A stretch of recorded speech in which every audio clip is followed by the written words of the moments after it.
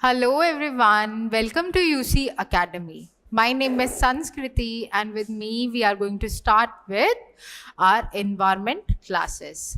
So in the last class we go through the basic definitions of environment which came in UPSC exams directly कुछ भी पूछ लेते हैं biosphere नीश और एक्ोथर्म एक्ोटाइप what is aestivation hibernation ठीक है ऐसे पूछ लेते हैं लेकिन हमने ना जो छोटी छोटी डेफिनेशंस हैं वो रह गई थी तो आज की क्लास में हम उसको कंप्लीट कर लेते हैं और गो थ्रू कर लेते हैं जल्दी से.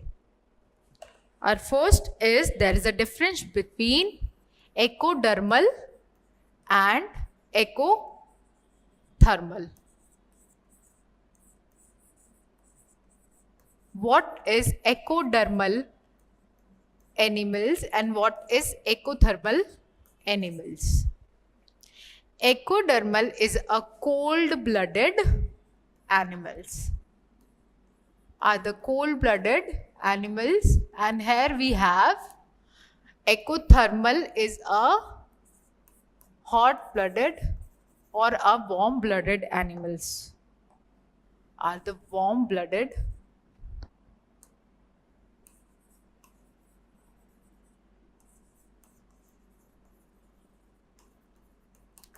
आप मेरे साथ साथ राइट डाउन करते रहो ताकि आप फिर भूलो नहीं. ये सब याद नहीं रहता आई नो, बट एक बार लिख लो ना अपने हाथ से नोट्स में तो वो बिल्कुल माइंड में रहता है. जैसे एग्जाम में आए तो आप रिकॉल कर सको, हाँ यार ये पढ़ा था, और सीधा सीधा टिक करके आ जाओ. Hydrophyte, hydrophyte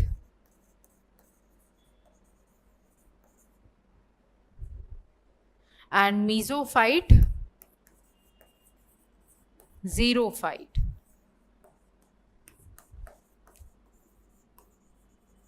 What is hydrophyte, mesophyte and xerophyte? Hydrophytes is a plants in water.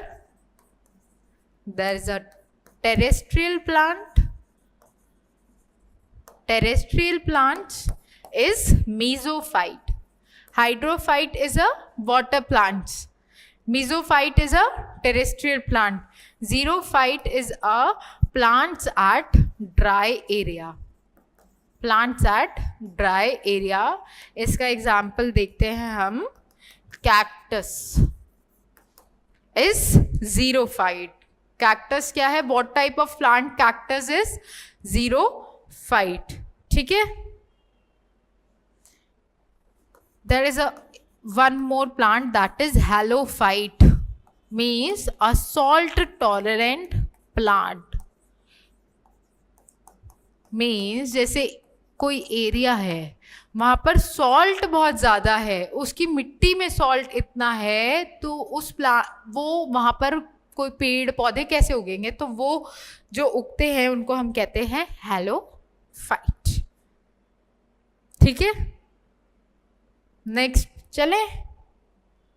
Next is euryhaline and स्टेनोहेलाइन.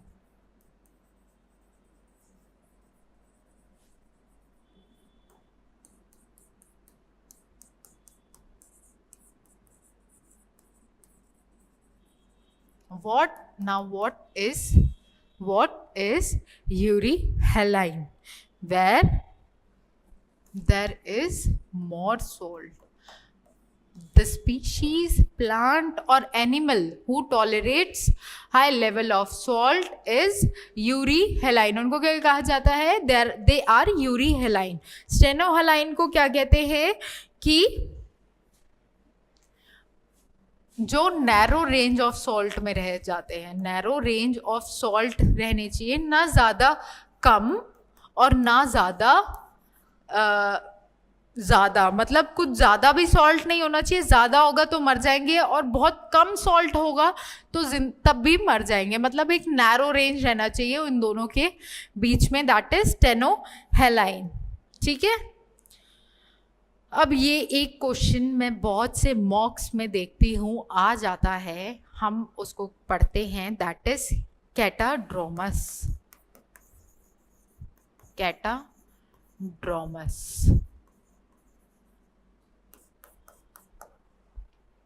एंड्रोमस।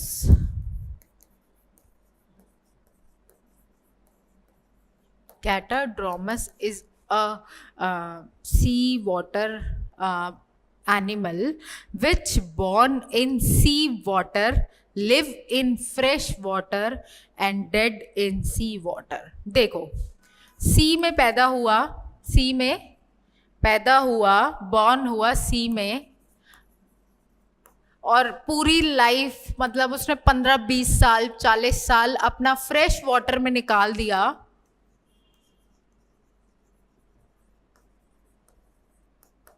Life निकाल दी उसने फ्रेश वाटर में, और मरने कहाँ चला गया जब उसको लग रहा है कि मैं मरने वाला हूं, तो फिर से वो सी में चला गया। तो इसको हम क्या कहते हैं? कैटाड्रोमस, कैटाड्रोमस। ठीक है। एंड्रोमस इसका ऑपोजिट, मीन्स फ्रेश वाटर में जन्म लेता है, born in fresh water, lives in sea water and again came to fresh water for death. It's known as एंड्रोमस, एंड्रोमस। ठीक है, ठीक है।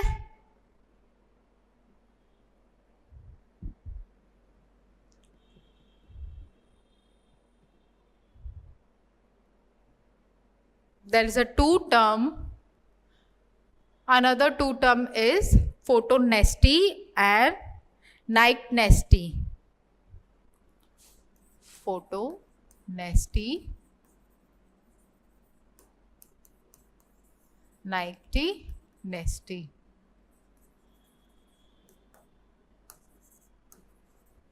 Animals lives in light, lives in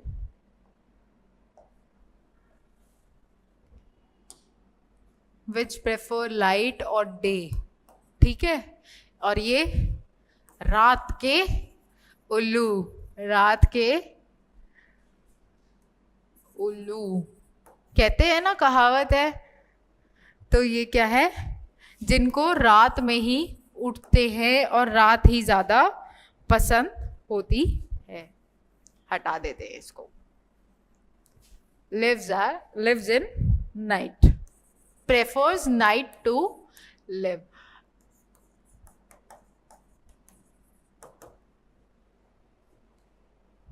ठीक है।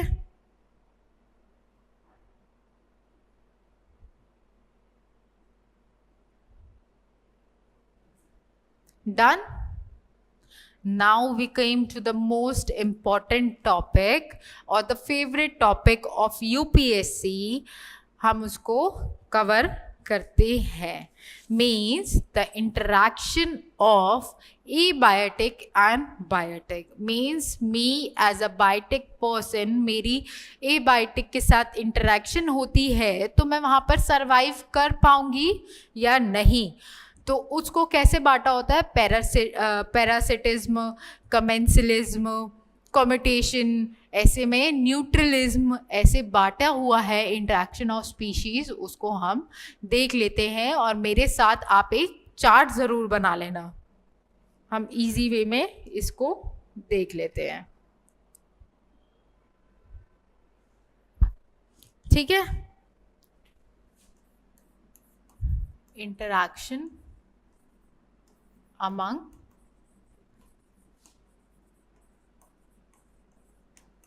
बायोटिक्स। अगर आपको स्पेलिंग समझ नहीं आ रही ना, तो मैं बोल भी रही हूं, साथ साथ लिखते जाइए। ठीक है। फर्स्ट इज, टेबल बना लो। ये स्पीशी 1 है,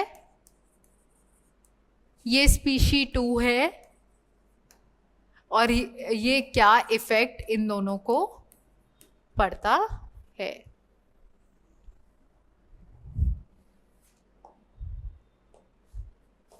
फर्स्ट आ जाता है न्यूट्रलिज्म।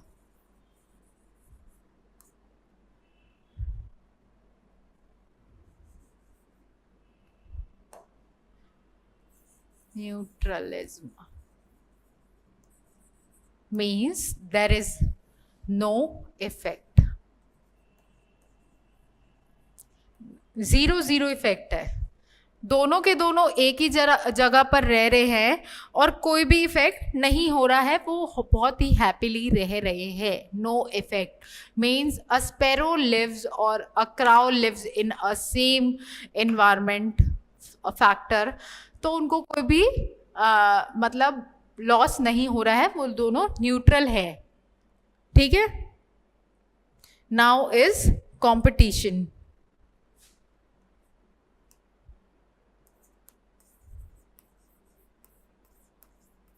अब एक इन्वायरमेंट में आप रह रहे हो, एक हैबिटेट में रह रहे हो और आपका कंपटीशन है।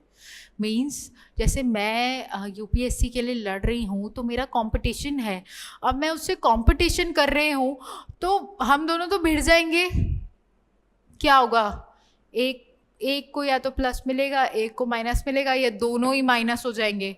दोनों ही फेल हो गए तो क्या हो गया, कंपटीशन, दोनों ही मर जाएंगे, वहाँ पर दोनों ही नहीं रह पाएंगे। अगर हम लायन और टाइगर बनकर लड़ेंगे तो दोनों ही नहीं रह पाएंगे कंपटीशन में। देयर इज, दोनों को लॉस होगा, means a minus minus two both. Competition is a struggle between two organism for the same resource. Same resource मैंने अभी एग्जाम्पल दिया, ठीक है, टाइगर एंड लायन, ठीक है। Amensalism, third.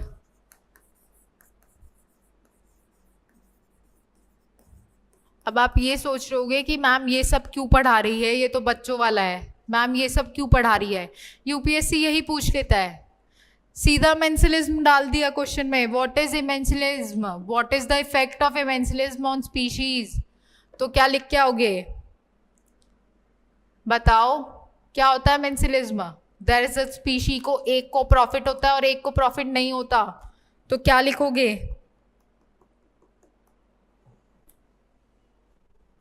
अमेंसिलिज्म ऐसा है कि एक को बिल्कुल माइनस में इफेक्ट पड़ रहा है और एक को जीरो इफेक्ट पड़ रहा है।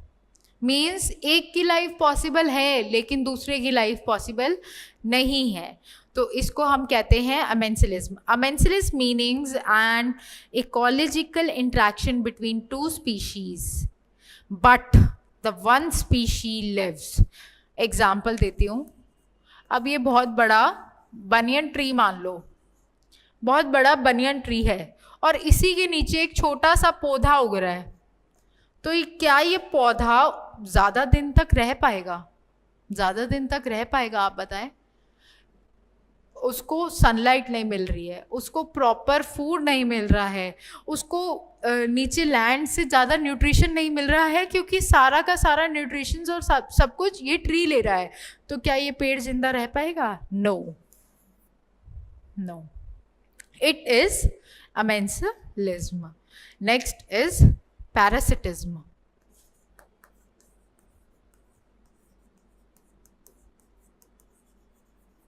Parasitism means there is एक को बहुत ज़्यादा प्रॉफिट हो रहा है और एक को बिल्कुल प्रॉफिट नहीं हो रहा है। बताइए, एक को बहुत ज़्यादा प्रॉफिट हो रहा है और एक को बिल्कुल नहीं हो रहा, वो उल्टा परेशान ही हो रहा है। इसका एग्जाम्पल, बहुत अच्छा एग्जाम्पल देती हूँ पैरासिटिज्म का। पैरासाइट एग्जाम्पल ले लो, लीस हो जाती है ना बालों में, उनको हमारे से क्या मिल रहा है, ब्लड मिल रहा है, मतलब उनको न्यूट्रिएंट, उनको घर मिल रहा है, सब कुछ तो उनको मिल रहा है, तो they are on a plus position and we are on a minus position. Example of लीज, ऐसे याद रखोगे ना तो आपको याद हो जाएगा और बिल्कुल पॉइंट पे रहेगा। पैरासिटिज्म पैरासाइट के अकॉर्डिंग आप याद कर लो, ठीक है। Now came to predation.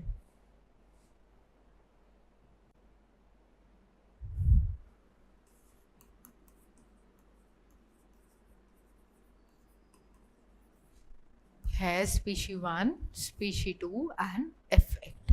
Predation में क्या होगा? प्रेडेशन में एक को वही सेम एज पैरासाइट, एक को बहुत प्रॉफिट होगा और एक को बिल्कुल ही नहीं होगा। एक को बहुत प्रॉफिट होगा और एक को बिल्कुल प्रॉफिट नहीं होगा।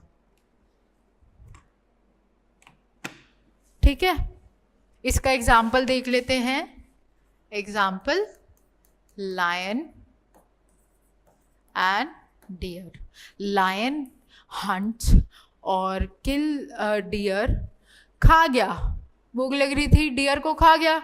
अब डियर तो रहा नहीं, तो उसको क्या पड़ा? बिल्कुल अफेक्ट पड़ गया, बिल्कुल माइनस हो गया वो हैबिटेट से। और इसको क्या पड़ा? बिल्कुल 100% इसको प्रॉफिट हुआ। ठीक है, example is lion and dear.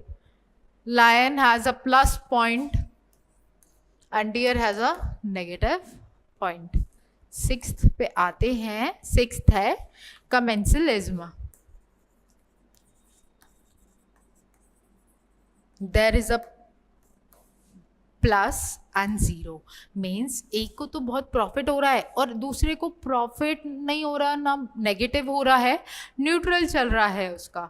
इसका एग्जाम्पल तो बहुत इजी और बहुत प्यारा एग्जाम्पल। आप भैंस देखते हो, भैंस के ऊपर बगुला बैठा रहता है। ठीक है, वो क्या करता है वहाँ पर बैठ के? वो भैंस के जो वो लीस वगैरह लगी होती है, कोई कीड़े वगैरह लगे होते हैं ना, उसको बहुत आसानी से मिल जाते हैं वहाँ पे, और वो क्या कर लेता है? उनको निकाल के तुरंत खा लेता है। तो हम देखते ही हैं, मोस्टली हम उसको देखते हैं। ये इसका बहुत इजी एग्जाम्पल है, इससे आपको याद रहेगा कमेंसलिज्म। इससे भैंस को भी या गाय को भी कोई ना प्रॉफिट हो रहा है ना लॉस हो रहा है, न्यूट्रल चल रहा है। ठीक है, और बगुले को बहुत ज़्यादा प्रॉफिट हो रहा है, उसको खाना मिल रहा है, ना ज़्यादा मेहनत करने के, ज़्यादा मेहनत भी नहीं करनी और खाना भी मिल रहा है। Now 7th is mutualism. Mutualism both are plus plus. इसका बहुत इजी एग्जाम्पल है बर्ड एंड ट्री। बर्ड से ट्री है, उसको प्रॉफिट मिलता है, और ट्री को बर्ड से, मतलब एक इन्वायरमेंट बना रहता है। It's a example is tree और बर्ड। मीन्स किसी को कोई प्रॉफिट लॉस नहीं है। ट्री को कोई लॉस हो रहा है कि उसके ऊपर बर्ड बैठ रही है या नेस्ट बना रही है? कोई प्रॉफिट हो रहा है या लॉस हो रहा है? नहीं हो रहा। बर्ड को भी प्रॉफिट ही हो रहा है, both are in profit. Bird worms खा रही है, उसके ऊपर नेस्ट बना रही है, उसको हाउस मिल रहा है। ठीक है, डन। Both are obligatory.